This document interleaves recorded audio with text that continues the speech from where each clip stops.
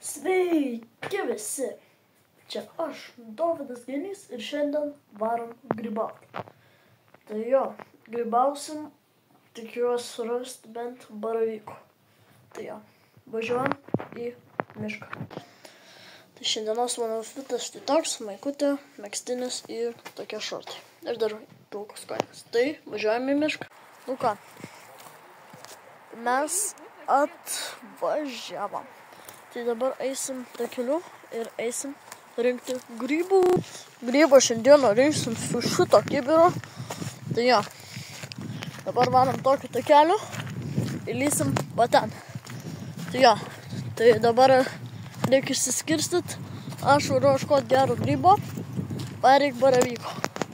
O kol kas man dar nesiseka, neradau nei vieno grybo. Tuščias kibiras, bet jau mano tėvai rado ir mano sesė rado. Tai jo, nežinau, šiandien gal mes skirtingose pusėse, tai kažkodėl va čia pas mane nėra. Aš radau kažkokį grybą, bet pagaliau pirmas grybas, voveraitė. Netgi ne viena yra, wow. Nu ką, jo, biškį dar paėm, tai va tėvo grybo. Tai nežinau, po truputį laimikis didėja, kaip ir gerai, kaip ir ne problemų. Tai nežinau, einam toliau tada ieškoti dar daugiau. Nu ką, mes jau nemažai turim grybų, va tiek va, bet tik voveraitis, nieko daugiau nesimato.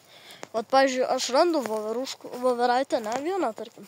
Ir to aplinkui bilijonas ten jau, nu tai, jo. Tai dabar reikia varyti dar giliau į mišką. Nu ką, biškį šitam pavalgyt. Va, biškį grybų pririnkom, du kibiriukus. Ką, tęsim mūsų grybų paieškas, tai jo. Tai grybų mes turim pilnutį kibirą. Tai manau, kad dabar reikia grįžti štai šiuo keliu link mašinos.